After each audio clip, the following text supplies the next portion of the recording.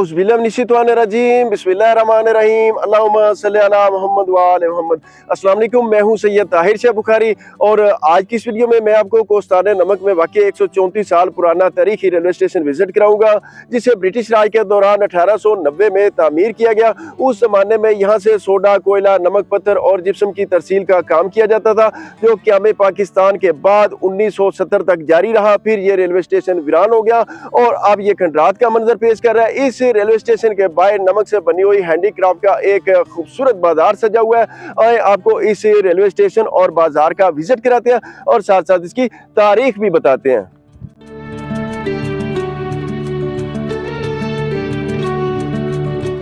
सबसे पहले मैं आपको इसके सराउंडिंग का एक व्यू दिखा दूं। ये सामने आपको बुलंदों वाला पहाड़ नजर आ रहे हैं। ये सारा कोस्ताने नमक का सिलसिला है जो 300 किलोमीटर पर फैला हुआ है और यहाँ से बेसिकली रेलवे स्टेशन बनाने का एक ही मकसद था, मेन वो पूरे हिंदुस्तान में ब्रिटिश राज के दौरान नमक को सप्लाई करना था। ये नमक पड़ा हुआ है थोड़ा सा अब भी, और ये सामने आपको मैं दिखा दूँ, ये रेलवे के ट्रैक है और ये किस हाल में देख के आपका दिल बहुत अफसरदा होगा। ये देखें, इसका लोहा तक गल चुका है। ये देखें, ये हमारे असासों का हाल है। और यहाँ पे ख्यूड़ा में एशिया की सबसे बड़ी, पाकिस्तान की सबसे बड़ी और दुनिया की दूसरी बड़ी नमक की कान मौजूद है। ये सामने रेलवे स्टेशन है, उस तरफ चलते हैं, लेकिन पहले मैं आपको यहाँ पे एक स्टोर है वो विज़िट करवाता हूँ और यहाँ पे उस ज़माने का एक पानी का टैंक है वो भी आपको दिखाता हूँ। ये सामने स्टोर है। यहाँ पे बाहर एक शेड बना हुआ था लोहे का, जो हवादे से ज़माना की नज़र हो गया है और उसके कुछ पार्ट्स अब भी यहाँ पर मौजूद हैं। ये आप देखें, और एक साइड से इसकी दीवार टूटी है, सारे वहाँ पे कांटे बिखरे पड़े हैं। ये स्टोर है, यहाँ पे गोदाम भी आप इसको कह सकते हैं। और आगे चलते हैं और यहाँ से गुजरने का रास्ता भी बड़ा मुश्किल सा है क्योंकि यहाँ पे जंगली कीकर बहुत ज़्यादा कांटे हैं। मैं यहाँ पे आपको एक पानी का टैंक दिखाता हूँ जो ब्रिटिश राज में यहाँ पे आने वाले मुसाफिरों के लिए बनाया गया था, लोहे का। अब वो गल सड़ रहा है और अपने मुल्क के सासे देखकर, उनकी हालत दार देखकर बड़ा अफसोस होता है। और ये देखें, ये एक मेन टैंक था और एक छोटा टैंक है, वहाँ से पानी फिल्टर होके यहाँ पे आता था, लेकिन अब हर चीज़ गल सड़ रही है। अच्छा, ये एक चीज़ मैं आपको दिखाता चलूँ। बेसिकली ये रेलवे की पटड़ी है और यहाँ पे आके पटड़ी एंड होती थी और ये स्पोर्ट बनाई गई थी, जब कोई रेलगाड़ी या मालगाड़ी पीछे आए तो वो इससे टकरा के रुक जाए, यानी वो ट्रैक से नीचे ना उतरे। और आगे चलते हैं, यहाँ पे पानी के स्टोरेज का एक टैंक है और आज भी ये मौजूद है, लेकिन ये सारा अब जंग आलूद हो चुका है। यहाँ पे एक पानी की टूटी थी जो अब खुदा जाने कहाँ गई, और यहाँ पे भी एक पानी की छोटी सी हौदी बनाई गई है और इसके अंदर देखते हैं क्या हालात हैं। सारा जंग आलूद हो चुका है और बहुत ही जल्द ये मिट्टी के साथ मिट्टी हो जाएगा। अच्छा, आगे मैं आपको दिखाता हूँ। इस तरफ ये रेलवे फाटक है और मेन रोड है। ये सामने आपको रेलवे का सिग्नल नज़र आ रहा होगा, अब ऑपरेशनल नहीं है, मैं आपको जूम करके दिखाता हूँ। ये देखें, इसको कैसे अप डाउन किया जाता था वो भी आपको दिखाता हूँ।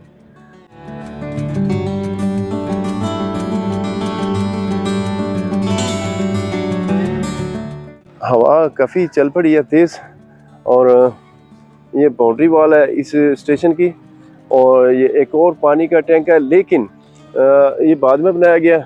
कहते हैं कि ये जो दरख्त हैं बरगद के, ये बड़े पुराने हैं, उसी दौर के हैं। और आगे मैं आपको ये मेन इसका जो प्लेटफॉर्म है उस पर मैं आ चुका हूँ।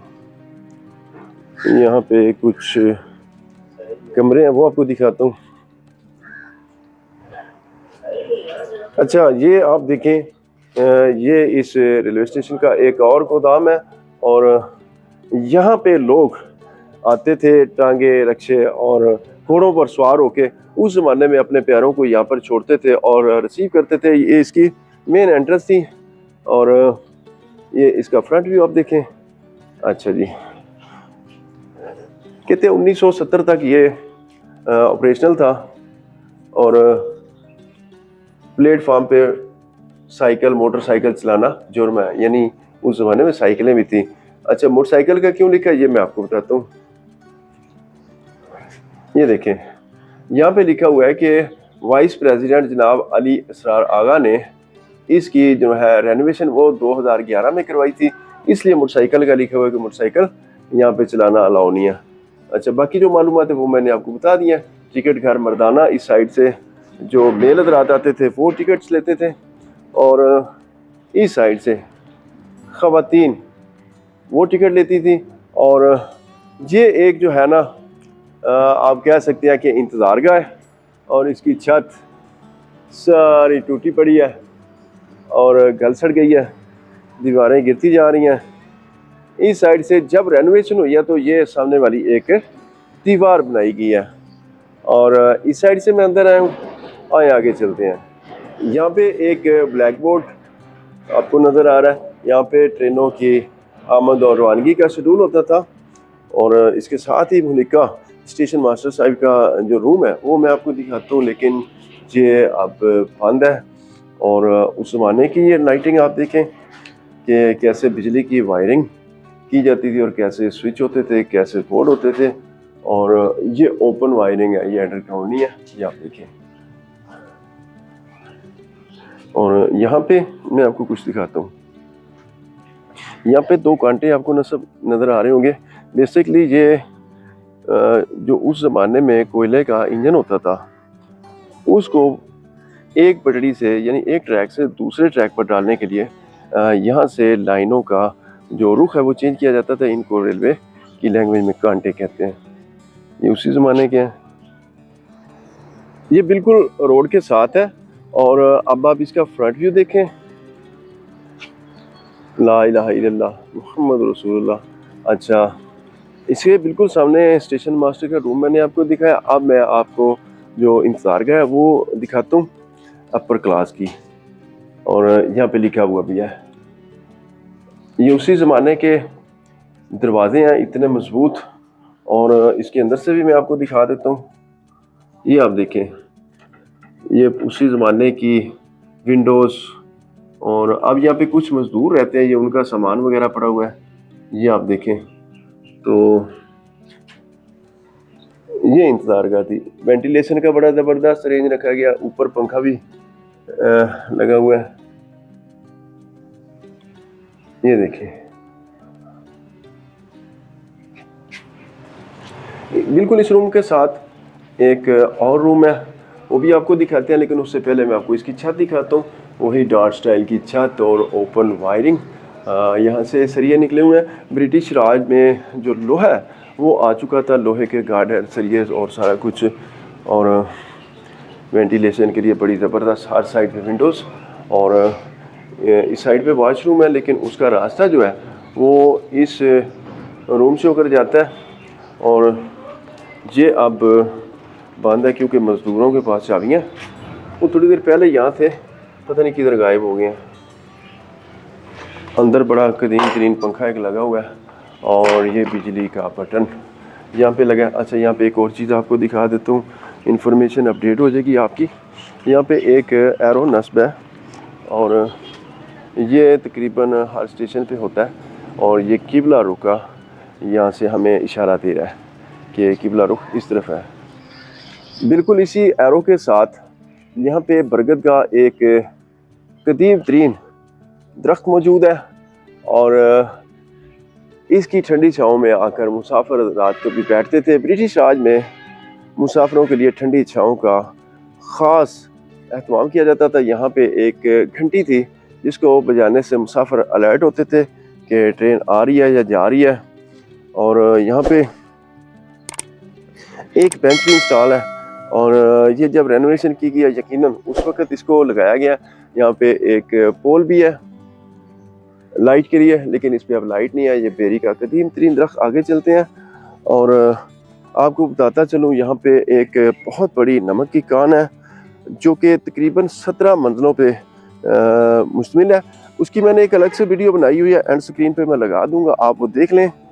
और इस साइड से ये सारी इमारत खंडर बन चुकी है। पीछे जो स्टेशन से बाहर का इलाका है, लोगों ने अपने घर इमारतें बना ली हैं। और ये यहाँ पे रेलवे का तेल गोदाम, बत्ती गोदाम, आप देखें, ये हमारे लिए एक निशान इबरत है। इससे हमें ज़रूर इबरत हासिल करनी चाहिए। यहाँ पे वो लोग तैनात थे जो कहते थे हमारे बगैर तो ये रेलवे स्टेशन चल ही नहीं सकता। आज वो मनो मट्टी के नीचे सो रहे हैं और ये हर चीज़ वीरान हो चुकी है। ये इस चीज़ की निशानी है कि रहना है तो सदा मेरे अल्लाह का नाम, बाकी हर चीज़ ने मिट जाना है। और ये इनका कुछ सामान वगैरह पड़ा है, दरारें पड़ चुकी हैं, छत इसकी शायद बदली गई है क्योंकि टीआर ऊपर नज़र आ रहे हैं। थोड़ा सा मैं आगे आपको दिखाता हूँ और फिर उसके बाद मैं आपको यहाँ पे हैंडीक्राफ्ट का जो एक बाजार है वो दिखाता हूँ। यहाँ पे नमक से बनी हुई बहुत सी अशिया आपको देखने को मिलेंगी जो यकीनन आपके लिए नई चीज़ें होंगी। यहाँ पे भी बोर्ड है और यहाँ पे मालगाड़ियाँ आती थी और वो सारा यहाँ से नमक, कोयला, जिप्सम, पत्थर और सोडा वगैरह ले जाते थे। अच्छा जी, रेलवे स्टेशन के अक्बी हिस्से की जानिब में आ चुका हूँ और यहाँ पे आपको मैं समथिंग स्पेशल दिखाने के लिए आया हूँ।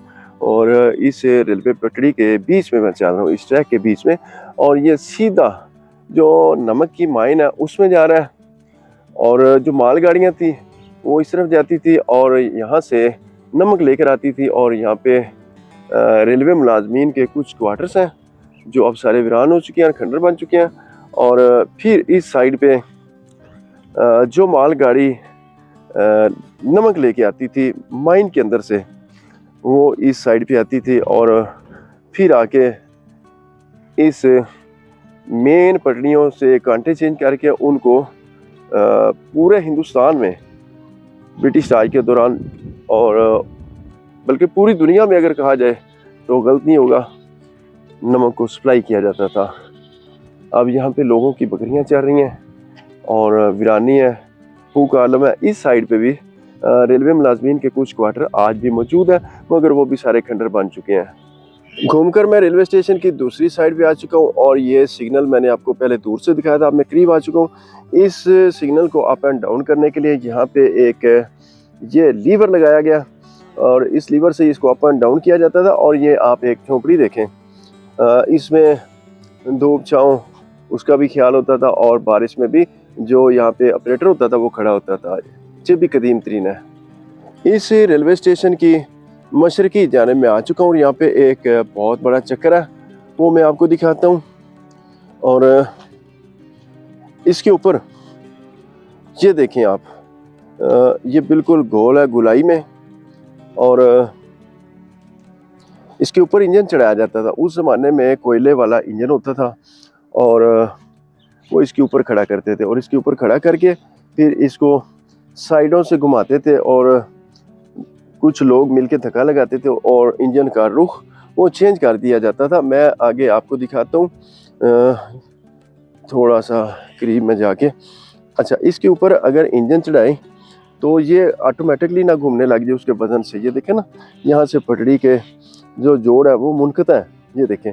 तो इसके लिए यहाँ पे ये लीवर है, इस लीवर के ज़रिए इसको लॉक कर दिया जाता था। और नीचे ये बड़े बड़े व्हील आप देखें ये, और पूरा इसके नीचे फ्रेम है, लेकिन ये सारा अब गल सड़ रहा है। गवर्नमेंट ने इस तरफ से आंखें बंद कर ली हैं और यहाँ पे सारे कीकर उग चुके हैं और ये अब सारा आप कह सकते हैं कि वीरान और लवारस पड़ा है। और यहाँ से मैं आपको एक चीज़ और दिखाता हूँ। ये एक आपको चेक पोस्ट नज़र आ रही होगी, मैं थोड़ा सा जूम करता हूँ। ये देखें, यहाँ पे गार्ड बैठते थे और वो सुर्ख झंडी लहराते थे तो ट्रेन पीछे रुक जाती थी, मतलब आगे ट्रैक क्लियर नहीं है। और अगर ग्रीन झंडी वो लहराते थे तो ट्रेन आगे आ जाती थी। और ये मूवमेंट होती थी दिन के वक्त, और रात के वक्त वो सफ़ेद झंडी लहराते थे और ट्रेन पास हो जाती थी। और यहाँ पे गार्ड बैठ के इर्द गिर्द नज़र भी रखते थे। साइडों पे सारी पहाड़ी है और ये साल्ट रेंज के ऊपर भी मकानात आपको नज़र आ रहे होंगे और ये नीचे भी आप सारा मोहल्ला बस चुका है। खेड़ा में नमक की दरियाफ्त 326 कबल मसीह उस वक्त हुई जब सिकंदर आदम और राजा पोरस के माबैन दरिया झेलम के किनारे एक जंग लड़ी गई। इस जंग के दौरान सिकंदर आदम का लश्कर थका हारा हुआ खेड़ा के इस मकाम पर आया और उसने यहाँ पे आर्जी क्याम किया। इस दौरान सिकंदर आदम के फौजियों ने अपने घोड़ों को घास चरने के लिए खुला छोड़ दिया तो उन घोड़ों ने यहाँ पे पड़े हुए पत्थरों को चाटना शुरू कर दिया और थोड़ी देर बाद ही तंदुरुस्त तवाना हो गए। ये बात जब सिकंदर आदम को बताई गई तो उसने इस बाबत बाकायदा तहकीक करवाई और यहाँ पे नमक के बहुत बड़े ज़खायर दरियाफ्त हुए। अगर आप भी इस तारीखी मकाम और इस रेलवे स्टेशन का विजिट करना चाहते हैं तो इसका एड्रेस बड़ा आसान है, मैं आपको बता देता हूँ। ये सूबा पंजाब के डिस्ट्रिक्ट झेलम की तहसील पिंड दादन खान के कस्बा खेड़ा में वाक़ है और अगर आप लाहौर या इस्लामाबाद की तरफ से आ रहे हैं तो आप मोटरवे M2 से सफ़र करेंगे और साल्ट रेंज में वाक़ लीला इंटरचेंज से एग्जिट करेंगे और 27 किलोमीटर सफ़र करते हुए यहाँ पे पहुँच जाएंगे। इसकी लोकेशन गूगल मैप पे भी अवेलेबल है और अगर बात की जाए लाहौर या इस्लामाबाद की तो लाहौर यहाँ से 250 किलोमीटर के फासले पे वाक़ है जबकि इस्लामाबाद यहाँ से 160 किलोमीटर के फासले पे वाक़ है। आप यहाँ पे ईजीली आ सकते हैं और विजिट कर सकते हैं। यहाँ पे किसी किस्म का कोई डर खौफ खतरा नहीं है। आए आगे चलते हैं। पहले यहाँ से मालगाड़ियाँ नमक लेके जाती थी, अब यहाँ पे लेबर के जरिए ट्रकों पे लोड करके नमक जो है वो पूरे मुल्क को सप्लाई किया जा रहा है। अब ये देखें यहाँ पे ट्रक लोड हो रहे हैं। मैं थोड़ा सा आगे भी आपको दिखा देता हूँ, यहाँ पे और भी काफ़ी ट्रक लोड हो रहे हैं और ये देखिए यहाँ पे नमक की बहुत सी अक़साम है और यहाँ पे आप देखें कितना नमक ज़ाया भी हो रहा है और ये जो आपको रेडिश सा नज़र आ रहा है ये असल में काला नमक है। और इस तरफ से चलते हैं, ये मज़े लोड हो रहे हैं, आगे लोडर वगैरह खड़े हैं तो यहाँ से भी मैं आपको दिखा देता हूँ। लेबर लगी हुई है, काम चल रहा है।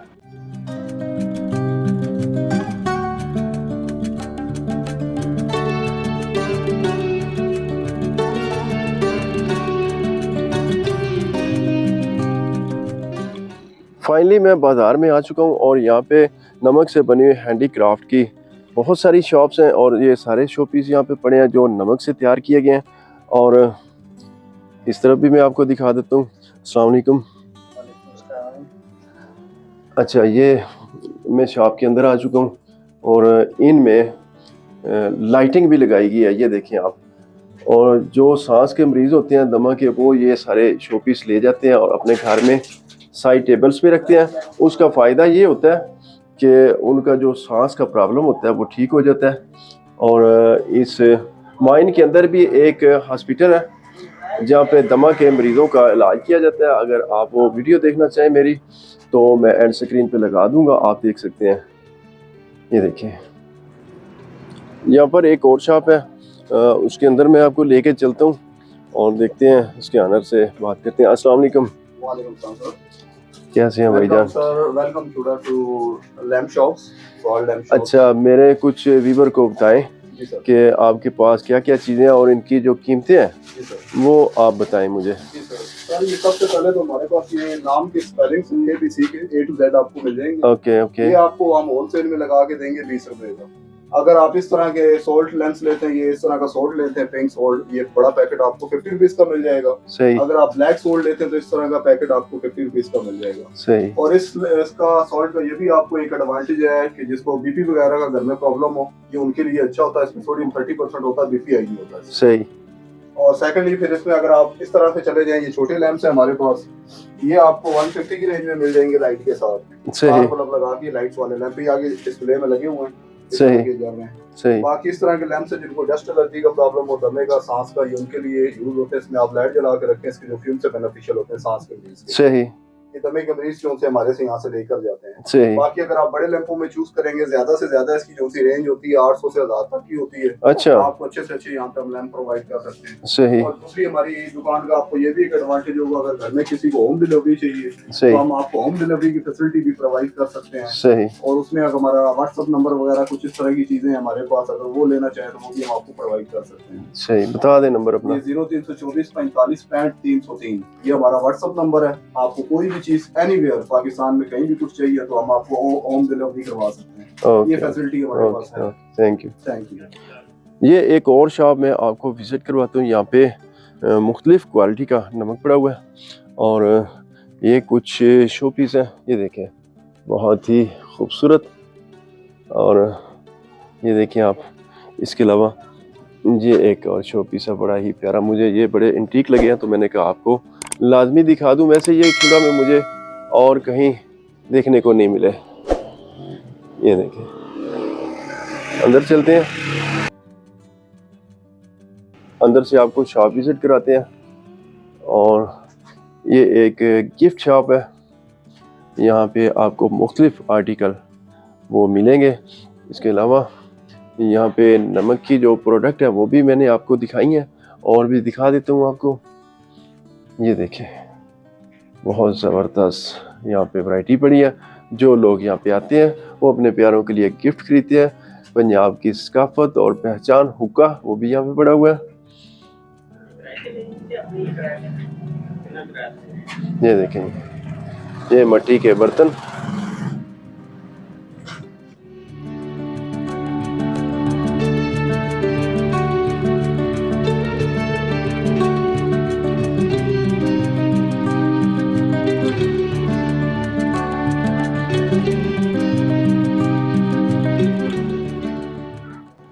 चूड़ा अब एक बाकायदा तौर पे पिकनिक पॉइंट बन चुका है। हर साल हजारों से इधर का रुख करते हैं, खासकर छुट्टी के दिनों में यहाँ पे अच्छा खासा रश होता है। अगर हुकूमत पाकिस्तान सियाहों की सहूलत के लिए इस रेलवे ट्रैक पे एक सवारी ट्रेन चला दे और इस रेलवे स्टेशन को एक म्यूजियम में कन्वर्ट कर दे तो सियाहत को फरोग देने के साथ साथ कसीर तादाद में ज़र मुबादला भी कमाया जा सकता है। बहरहाल आला हुकाम को लाजमी इस तरफ तवज्जो देनी चाहिए। जी तो दोस्तों, ये थी आज की वीडियो। आपने मुझे कमेंट्स में बताना है मेरी आज की काविश आपको कैसी लगी। इंशाल्लाह मिलते हैं किसी नई वीडियो में, तब तक के लिए इजाजत चाहता हूँ। अल्लाह हाफिज।